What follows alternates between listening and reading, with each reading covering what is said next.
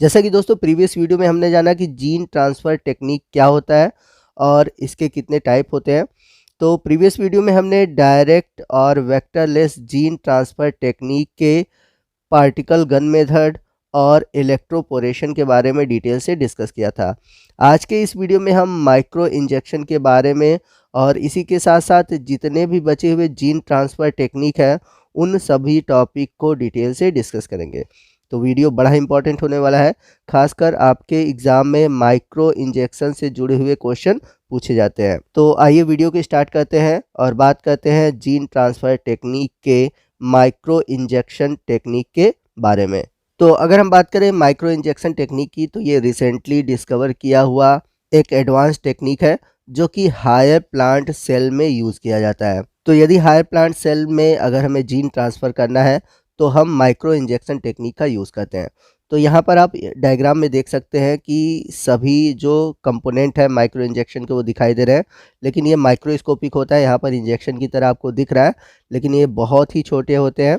तो यहाँ पर आप देख सकते हैं ये प्लांट सेल है और हम सभी जानते हैं कि प्लांट सेल खुद ही इतना छोटा होता है। और यहाँ पर जो हम प्लांट सेल ले रहे हैं वो विदाउट सेल वॉल होता है, यानी कि प्रोटोप्लाज्मिक होता है। और इस प्लांट सेल को पकड़ने के लिए हमारे पास एक होल्डर होता है जिसे हम बोलते हैं होल्डिंग पिपेट। तो एक्सपेरिमेंटल के समय ये जो प्रोसेस होता है इसको हम माइक्रोस्कोपिक टेक्निक के द्वारा ऑब्जर्व करते हैं, मतलब पूरा प्रोसीजर जो होता है वो माइक्रोस्कोप के अंडर होता है। तो प्लांट सेल में जब हमें जीन ट्रांसफ़र करना होता है तो उसके लिए हम स्पेशल टाइप का इंजेक्शन यूज़ करते हैं जिसे हम बोलते हैं माइक्रो इंजेक्शन। और इस माइक्रो इंजेक्शन में जो फॉरेन डीएनए है या फिर जीन ऑफ इंटरेस्ट है हम उसको लेते हैं और जो प्लांट सेल है उसके न्यूक्लियस में ट्रांसफ़र कर देते हैं। और ये जो पूरा प्रोसीजर है यही कहलाता है माइक्रो इंजेक्शन। यहाँ पर आपको बता दें कि इस प्रोसीजर में हम कोई भी मार्कर जीन का यूज़ नहीं करते। जिस तरह से पार्टिकल गन मेथड और इलेक्ट्रोपोरेशन टेक्निक में जो मार्कर जीन थे उनकी ज़रूरत पड़ रही थी, परंतु इस टेक्निक में कहीं भी हमें मार्कर जीन की ज़रूरत नहीं पड़ती, क्योंकि इस प्रोसीजर में हम क्या करते हैं कि माइक्रोस्कोपिक ऑब्जर्वेशन करते हैं। तो उसी ऑब्जर्वेशन के दौरान हमें पता चल जा रहा है कि जो फॉरेन जीन है वह न्यूक्लियस में इंटीग्रेटेड हुआ कि नहीं, यानी कि न्यूक्लियस में पाए जाने वाले जो जीन है उनके साथ इंटीग्रेट हुआ कि नहीं। तो जितनी भी बातें मैंने आपको बताई हैं वो सभी बातें आपको लेफ़्ट साइड लिखा हुआ मिल जाएगा। आप यहाँ पर देख सकते हैं, जैसे कि यहाँ पे लिखा है प्रोटोप्लास्ट इज़ नीडेड, यानी कि इनमें जो सेल हमें ज़रूरत होगी उनमें सेल वॉल नहीं होगी। मार्कर फ्री मेथड, यानी कि इसमें कहीं भी किसी मार्कर जीन की ज़रूरत नहीं होगी। तो जितना भी चीज़ मैंने बताया है वो सभी चीज़ें मिल जाएंगी, आप अपने नोट्स में इन सभी टॉपिक को इंक्लूड कर सकते हैं। तो दोस्तों अभी तक हमने वेक्टरलेस टेक्निक के फिजिकल मेथड के बारे में जाना। आइए नेक्स्ट हम बात करते हैं इसके केमिकल मेथड की। तो केमिकल मेथड में आपको लिपोसोम और पेग इन दोनों के बारे में पढ़ना है। तो सबसे पहले हम बात करते हैं लिपोसोम मेथड की। तो आपको बता दें कि ये जो लिपोसोम है एक तरह से स्फेरिकल स्ट्रक्चर होता है जिसमें कि बाहर की ओर लिपिड की बाइलेयर होती है और बीच में लिक्विड होता है, ठीक है। तो एक तरह से जो लिपोसोम है ये आर्टिफिशियली बनाया जाता है। जब हम इसको बनाते हैं तो ध्यान रखते हैं कि बाहर की ओर लिपिड हो और जो बीच में हम लिक्विड ले रहे हैं उस लिक्विड के साथ हम डीएनए को मिक्स कर देंगे। तो जब हम लिपोसोम बनाएंगे तो होगा क्या कि इस स्ट्रक्चर में जो एक्वस सॉल्यूशन है, यानी कि जो लिक्विड मीडियम है, उसके साथ फॉरेन जीन या फिर कह सकते हैं फॉरेन डीएनए आ जाता है। तो जब लिपोसोम का फॉर्मेशन हो जाता है तो अब हम इसको क्या करते हैं कि प्लांट सेल के साथ कल्चर कराते हैं। तो हमारा जो प्लांट सेल होगा वही विदाउट सेल वॉल होगा।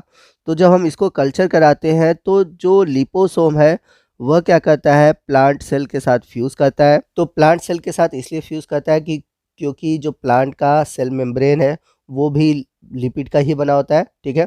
तो इसके साथ फ्यूज़ करता है तो इसके अंदर जो लिक्विड मीडियम है जिसमें कि फॉरेन डीएनए है वो इनकॉर्पोरेट कर जाता है और न्यूक्लियस में जाकर डीएनए के साथ मिल जाता है। तो यहाँ पर आप देख सकते हैं ये प्लांट सेल है और ऊपर लिपोसोम है। तो जब आप इन दोनों को एक साथ कल्चर करते हैं तो इसमें जो इसके अंदर फॉरेन डीएनए है वो धीरे धीरे आप देख रहे हैं वो इंटर कर जा रहा है सेल में और सेल के न्यूक्लियस में चला जा रहा है और सेल के न्यूक्लियस के जो डीएनए हैं उनके साथ इंटीग्रेट हो जा रहा है। तो इस तरह से इस प्लांट सेल के अंदर फॉरेन जीन ट्रांसमिट हो जाते हैं। अगर हम बात करें इस टेक्निक की एडवांटेज की तो बहुत सिंपल टेक्निक है और ये लॉन्ग टर्म स्टेबिलिटी देता है, इसमें कोई भी टॉक्सिक मटेरियल नहीं बनता, यानी कि लो टॉक्सिसिटी होती है। और इसका सबसे बड़ा जो एडवांटेज है कि जो न्यूक्लिक एसिड होते हैं वो प्रोटेक्टेड होते हैं, यानी कि डिग्रेडेशन इसमें नहीं होता। इसके बाद जीन ट्रांसफ़र टेक्निक का जो दूसरा केमिकल मेथड है वो है पेग, यानी कि पॉलीएथिलीन ग्लिसरॉल मेडिएटेड ट्रांसफ़र। तो इस टेक्निक में हम क्या करते हैं कि जो प्लांट सेल है जो कि विदाउट सेल वॉल है, उसको हम फॉरेन जीन के साथ कल्चर करते हैं और उसमें डाल देते हैं पॉलीएथिलीन ग्लाइकॉल। तो जब आप पॉलीएथिलीन ग्लाइकॉल डालते हो तो ये क्या करता है, स्टिमुलेट कर देता है इंडोसाइटोसिस के लिए। यानी कि प्लांट सेल क्या करेगा कि जो फॉरेन डीएनए है उसको अपने अंदर ले लेगा, और इस तरह से जब फॉरेन जो डीएनए है वो सेल के अंदर चला जाता है और आपको रिजल्ट देखने को मिलता है।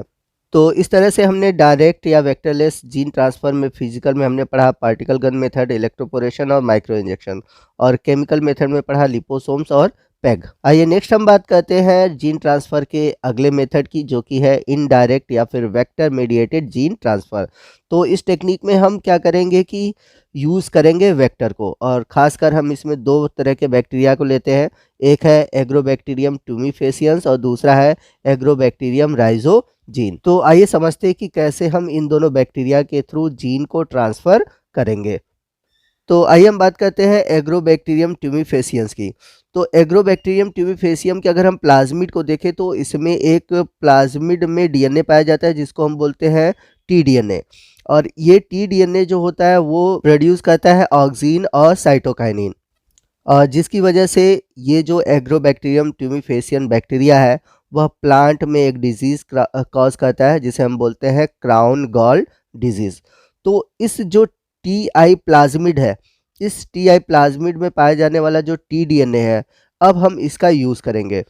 तो प्लाज्मिड में जहाँ पर टी डीएनए होता है वहाँ पर हम अपने टारगेट जीन को ट्रांसफ़र कर देंगे। टारगेट जीन का मतलब यहाँ पर है जीन ऑफ इंटरेस्ट। तो इसमें हम क्या करते हैं कि जो टी आई प्लाज्मिड में जो टी रीजन होता है जो कि ऑक्सीन और साइटोकाइनिन प्रोड्यूस करता है, उसको हम रिप्लेस करते हैं, और वो रिप्लेस होता है किसके द्वारा, टारगेट जीन के द्वारा।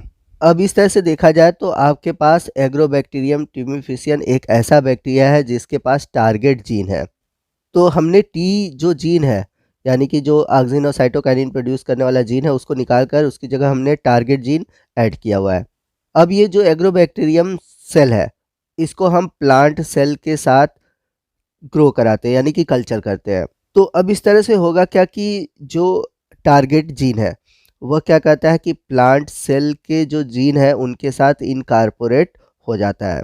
अब ये जो प्लांट सेल है, अब इसमें कहीं भी ऑक्सीन और साइटोकाइनिन नहीं प्रोड्यूस होगा, क्योंकि यहाँ पर हमने जो जीन था उसको हमने रिप्लेस कर दिया था टारगेट जीन से। तो इस तरह से जो अब हमारे पास प्लांट आएंगे या सीडलिंग आएंगे, अब वो किस तरह के कैरेक्टर शो करेंगे, वो वही कैरेक्टर शो करेंगे जो कि हमने टारगेट जीन में लिया हुआ है। तो यहाँ पर हमने जो जीन यूज़ किया था वो पेस्टिसाइडल जीन था, यानी कि ये पेस्ट को ख़त्म करने वाले जीन थे।